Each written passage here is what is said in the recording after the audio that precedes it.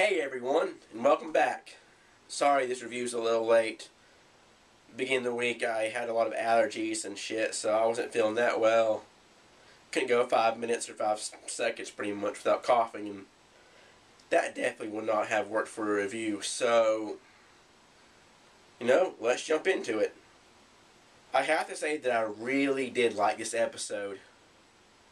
If you remember my last review, I was kind of afraid that they'd rush it too much, with only 2 episodes left, and they put too much in it, it'd be too fast-paced, and they would really just do a bad job of it. But they came through, and I'm really not surprised they came through, because last week was just a little bit of a, I don't know, kind of thing. But anyway, let's get into it. Now, one thing I've always really liked about this series is how the whole town seems to be crazy. Now, I'm not knocking the original Psycho when I say this. The original movie is a lot better than the show, even though I do really like the show. The movie will always be a great classic. In the movie, it focused more on Norman and the guests at the hotel. This one, of course, is set in the past before everything happens. You really get a sense more of the town and how nutsy the town is. And I really love that. It's a town you go to, and you're always looking over your shoulder because you don't know who's out there. It's really weird, and I think this is one of the show's strongest points. I think they have done this really well with Shelby, especially with Abernathy, even though he doesn't really live in the town. And just the general aura of the town, and people are just weird, just strange. They're not overly weird or done too much. They're kind of in the middle in this range that's really good for the show. It's not over cliched in my opinion. And I really like it. That is one of the strongest points of the show for me, and I really like it. In fact, I'm really hoping that they have a next season, and they really continue with that. Another thing, I have forgotten to say this in my last couple of reviews. I did say it, I believe, in one of my earlier reviews, and this is becoming a major part of the show and with the drama and everything. The whole bypass that's taking business away from the hotel, that was mentioned in the original Psycho. This was why there weren't many guests in the hotel to begin with. The motel, whatever. And I think that's really good. I like when shows shout out to what they're made from, or shout out to something like that. As long as you don't shout at it too much, or it becomes too dependent on the original source material. And they've done very well with this. They've done enough shout out for fans, but they haven't gone overboard with it. And there's a part that mentions the overpass that I'll mention later in this review. Now, the dream. I really like how they did the dream with when Norman was drowning Bradley. And I have to say at first, now maybe other people got this right, maybe it's just me, but I expected that actually to be Bradley's dream instead of Norman's. Now, it really does make a little bit more sense that it's Norman's. But, hey, I was wrong about that. I should have seen it better. But I really like that. I really wonder, and now I don't know if this was maybe the dress that she was wearing when they got together. But the blue dress that she's wearing when Norman drowns in the dream, I'm really thinking that's going to have some significance. We'll have to see. I thought it was really well done. The drowning was really, really well done. And how it's building up the tension that something big is going to happen in the last episode between them. The way he smiled at her when she was walking by. And then he kind of froze up and got that blank stare that he does. Freddie Highmore does that really well. I really like how he does that.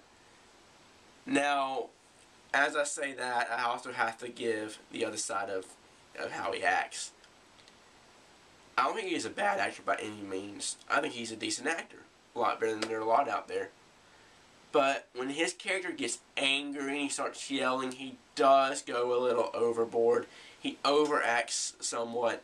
And that's the one thing I don't really like. But that's just a nitpick, a little nitpick. And the only things that I have really complained about so far are a little nitpicks. It's a few of them, and the rest of the series is awesome to overwhelm those nitpicks. So, just want to get that out of the way. Now, I'm really, really enjoying Abernathy. His character is smart, cunning, and crazy, and all that. And when the flowers got there, I was like, oh my God, it's Abernathy. I mean, who else would be sending? I thought maybe the sheriff, but that wouldn't make sense. Of course, Shelby's dead, so who else would be sending her flowers? She got a little excited, and then she read the tag. Of course, that's when she knew it was Abernathy. And that is just building up the tension and the, crazy thoughts and everything in Norma's head. Just really breaking her down with everything else that's going on. And I'm really liking how they're doing that. They are doing a great job of building everything up for the season finale. I hope it's not the series finale. But hey, if it is, oh well, we got one good season from it. But another thing that Norma does is, and this is how the bypass fits into the picture, that the whole real estate agent, he turns on her, he says he can't give her money back because he's broke too. He's like $3,000 in debt and some shit. And she just beats the shit out of him with her purse, and you really seen her psyche drop, to break. It's being pressured and pressured and pressured the whole thing, the whole series. I know she was messed up to begin with, but that's just putting more pressure, and it's going to break. I really want to know what's going to happen at midnight, the next show, because that's what the previews say. It all goes down at midnight. The one thing I really did like, even though this was one of the times that Freddie Highmore overacted with his anger, was when he finally, even though he retracted it later, he finally calls Norma out on how she's crazy. He finally just goes off. Now, she is crazy, and he retracted that. But that was one thing I really like, is maybe he's starting to stand up to her more. And especially if we do have a new season, maybe that's really going to come into play. Because, Dylan's been trying to get him on, get Norman on his side and everything, so that's going to be awesome. Another really weird thing, and this is, as I said in another review, somebody on Facebook or someone pointed out that Norma treats Norman more like a husband than a son. And there was another part in this episode that was creepy, kind of weird, but I thought it was done pretty well and really worked for this show. Abernathy had been threatening and everything, so everybody's tense, everybody's scared, especially Norma. He attacked her in the car and everything, and all that. I think it was before that, actually, but anyway. When she goes into Norman's room and wants to sleep in his bed because she's scared, the way she wraps his arm around him is another thing that, you do that for someone that you're in a relationship with, a romantic relationship, not your son. It's really creepy, but it's really well done. So, I really enjoyed this episode. I hope you guys did too. There's only one more, and then I guess these reviews will have to stop. Of course, if there is another season, I plan to pick that back up and do more reviews on it.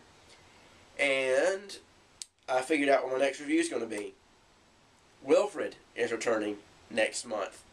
And I really can't wait for that, because there's going to be a lot of material to really delve into the whatever that show, however it's supposed to mean, share theories and all that. So I guess I have to go offline for a while after next week. Maybe I'll try and find some little things to do to keep up. But, we got one more, and then we'll see what happens. I hope you guys are still enjoying the reviews. I hope you guys are still enjoying the series.